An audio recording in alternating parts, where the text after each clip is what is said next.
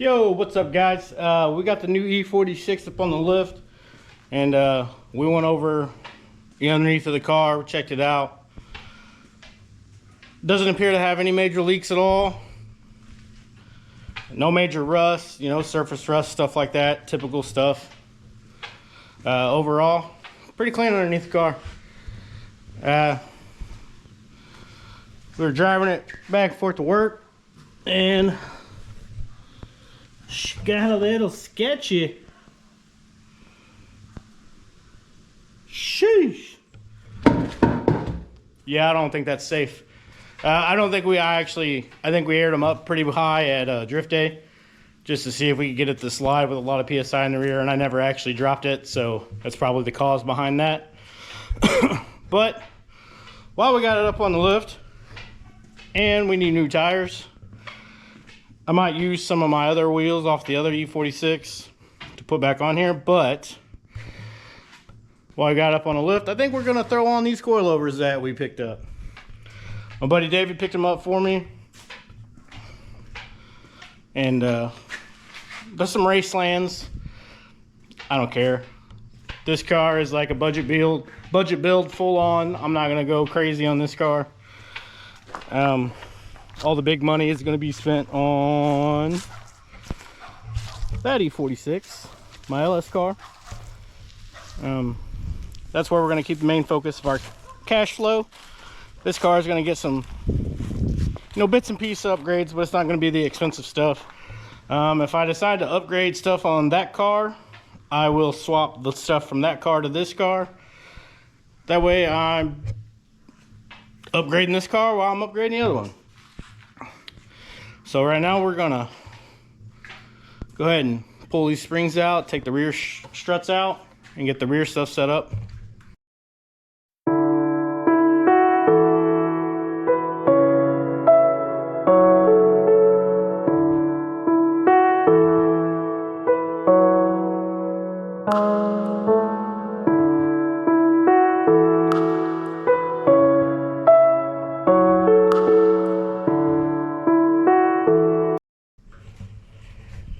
Rear struts out, 3 easy bolts.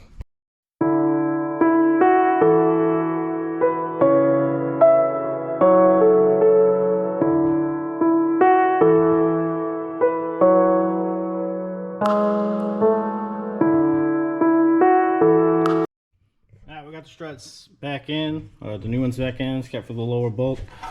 Now we're gonna pull these old springs out. See if I can do this and hold the camera. Easy peasy. Look at that. I'm gonna replace that with that.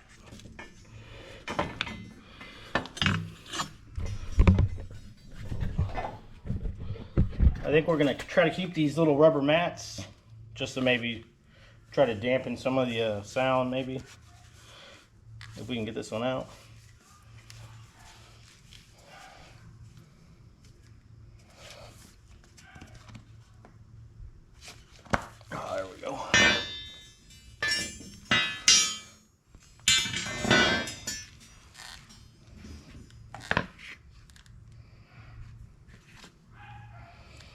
Something like that. Then we have this. So, all right, now we're going to put this spring in, but we're going to make sure that we adjust the height adjustments the same before we throw them in. Be a lot easier to adjust these right now. Match them up before you throw them in. We can get this one to go back together. All right, this one got, I guess somebody messed the threads up on that one. Took me a second to get it apart, so I did it off camera. So we're just gonna do it this way. We're gonna adjust them, put them next to each other.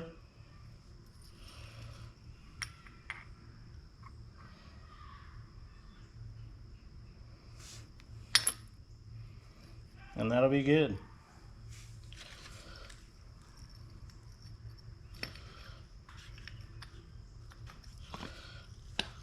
I don't guess we're going to be able to use that mat. It doesn't go on this, so.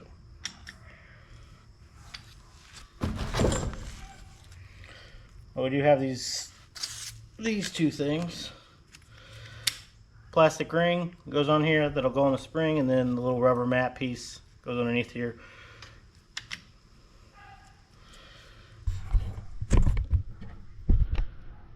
I'm gonna just angle you up here. Throw this bad mother back in. Whip. Forgot something.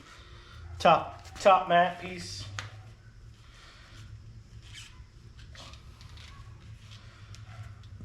Hopefully that'll help with the noise a little bit. If not, we tried, right?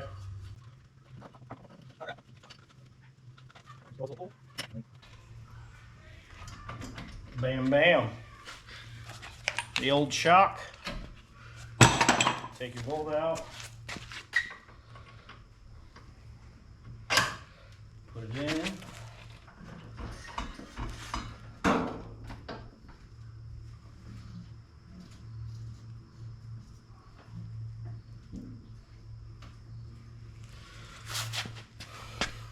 This part's probably a little easier on the ground instead of being up on a lift, but push your knuckle back up until you get your bolt back in, and then you're done. I'm going to do the other side off camera. No sense in doing it twice, but shock's in, and when you put your spring in, you got to make sure that you can't see it. Let me grab my light.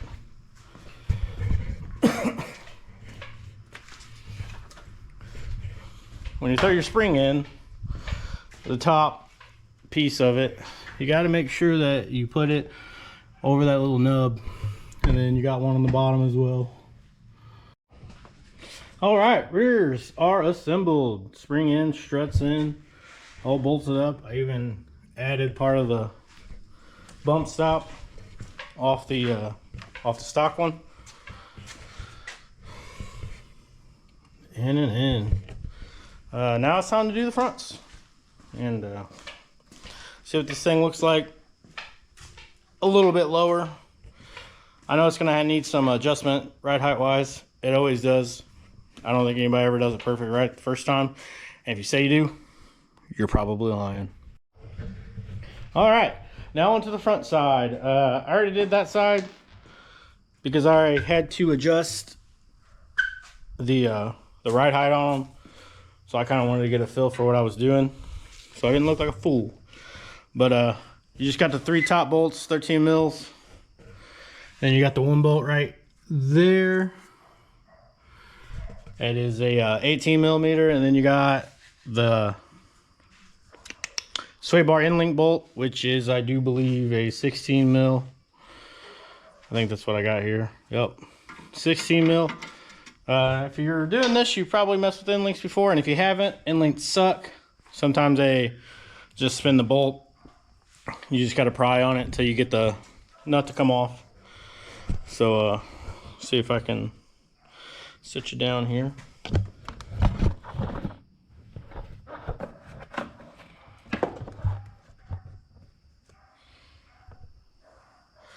All right, so we're going to start with the bottom bolt, which is the 18 mil.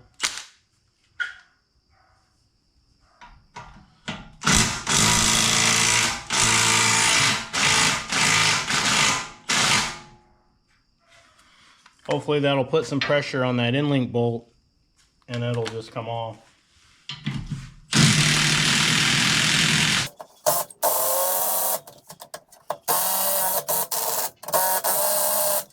Yeah, that didn't work. Let's try it. Sometimes these bolts, they will have like an Allen key head in them, and you can use an Allen bolt and say like a wrench. But this one might actually have somewhere where you can put like a pair of pliers or a wrench on the back. But let's just try old Trusty here.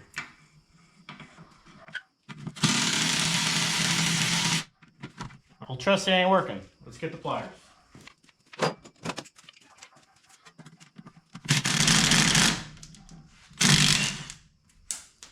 Ta-da!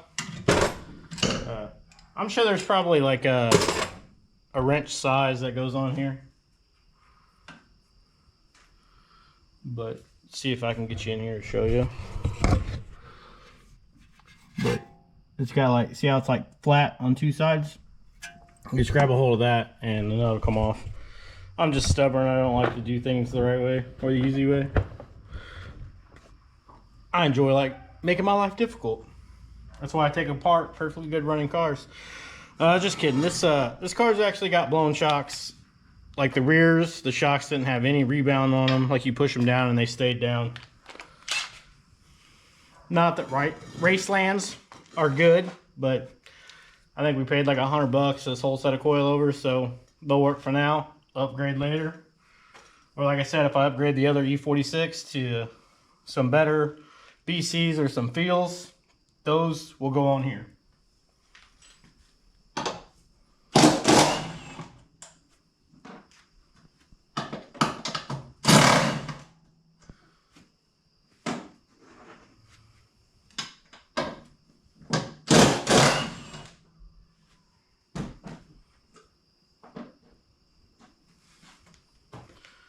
And that's that.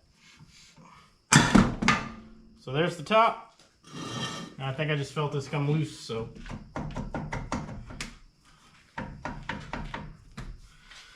It's loose, it just needs a little bit of finesse. I'll loosen that bolt up a little bit more, maybe that'll make it easy.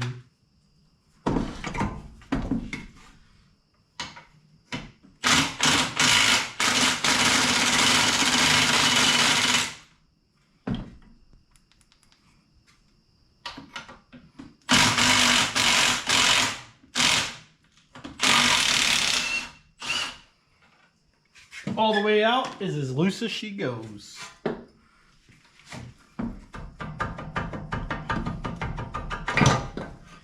There you go. Comes right out. Junk. So the fronts, it goes inside the little collar here. Little collar. And then the bolt presses it together. Holds it in, and you got the 3 bolts and then in link.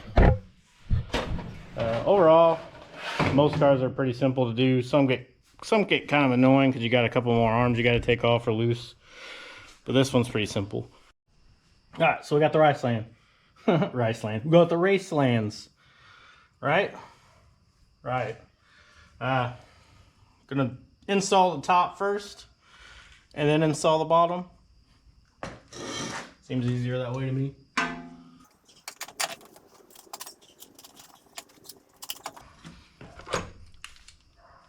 3 13mm bolts on top.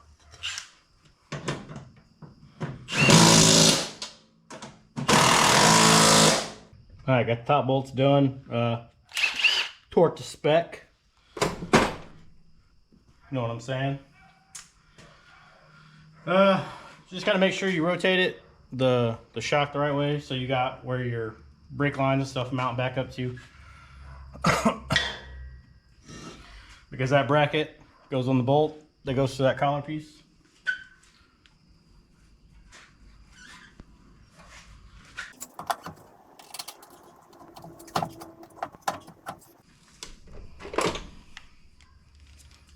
Grab the 18mm.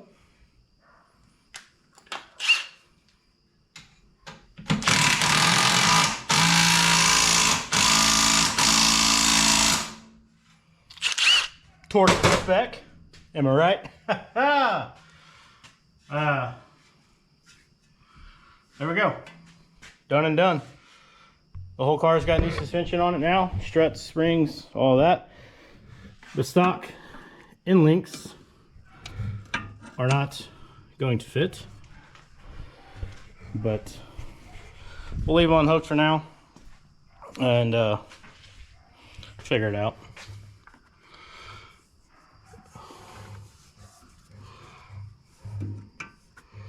All right, hope this side's done too. But yeah, the end links, they don't fit back on here, I don't think. I don't know if maybe I can move the sway bar down. Nope. Sway bar's bottomed out. That's as far down as it goes. So we're gonna have to take those off all the way until we figure out what to do. We might have to get some adjustable ones or shorter ones. Maybe they make just shorter ones. I haven't looked into that yet. When I bought this car, I didn't really plan on doing a lot. I just planned on daily driving it. But when you find cheap shit, you buy cheap stuff, right? Like I said, we might put this car up for a rental drift car. I'm gonna fill it out next season. I mean, right now where I'm from in Missouri, it's kind of the off season. There might be 1 or 2 events that pop up, but overall, it's the off season. When we get closer to next season, started off, and we now got coilovers, I might add an angle kit over the winter time and add a hydro, because even if I daily drive the car, I might take it out and take it drifting every once in a while and leave the LS car alone. Use it more for specific tracks, or if we plan on doing a little bit more comp stuff, which, let's be honest, I don't know if I'm going to do that. But this gives us an option to drift a more basic car, you know, get back to the roots of things and not have something with big angle, big power. Not that 400, 450 horsepower is big power, but you know what I'm saying. This thing's got like 12 horsepower, so it could be a good time depending on what track we're at. You know, small tracks, it'll be a good time. So now we're gonna get some wheels back on this thing and get it on the ground, see what's up.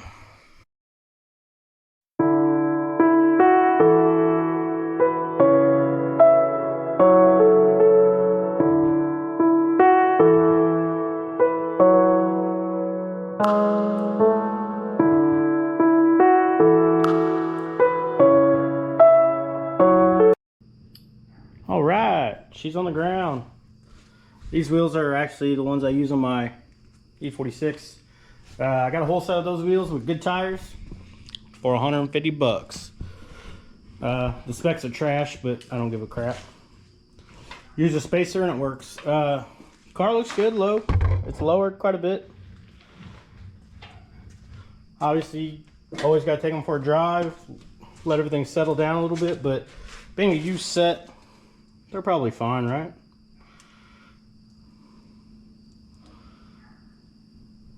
But overall, easy install for anybody looking to lower an E46. Just a brief overview of what you do.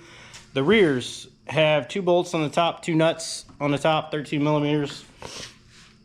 On the bottom, you have an 18 mil bolt that connects the shock to the knuckle. You remove that bolt and then go up top and remove the 2 nuts, and the strut comes out. And then you're able to pull down on the knuckle and you can remove the rear springs, and then you put the new stuff in, you know, basically, you know, reverse what you did. Put the spring in, put the strut up into the strut tower, bolt the top, push the knuckle up to the bottom of the shock, connect the bottom of the shock. Don't over tighten that. I forget the torque spec exactly, but it's not very high. Maybe 80 pounds, maybe. Like, I'm pretty sure it's not that high. The fronts, you have the 3 top bolts, 13 mils. You got the 1 bolt on the knuckle for that collar piece that holds the strut in. It's an 18 mil. Back it out. Then you have the end link bolt, which is a 16 millimeter. You remove the end link, remove the 18 mil, remove the top 3, whole strut shock come out, or shock and spring come out. And then you put it back in. You put the new one in, connect the 3 top bolts, push the knuckle up, connect your brake line bracket back on, put your bolt in, close down your collar.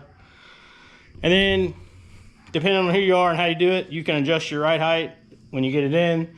The rears are a lot easier all out, so if you make them equal when they go in, they'll be equal when you're done. The fronts are the same way. If you do it out of the car, it's a lot easier, but the fronts are easy to do in the car too. But the rears are definitely going to be easier outside of the car. Well, hope you guys enjoyed the video. Stay tuned for the next install whenever that happens. I don't know when or what that's going to be. But our main goal, for real, is to get decent looking wheels on this car, because these wheels suck. Just use those for drift spares for this thing. I might just put these wheels on and just send it home. But I don't know. Our next step is to either add audio to the car because it doesn't have radio in it or speakers in it. The faceplate has gone off the radio. I don't know why you would keep a factory faceplate or whatever, but I don't know. And the windows don't work. I think it's the regulators are bad. Apparently it's a issue with these things. The regulators go out all the time, especially if you don't use OEM. But apparently the OEM ones are pretty junky too. But yep, that's that. Thanks for watching. Remember to like, comment, share, subscribe, and stay tuned for the next one.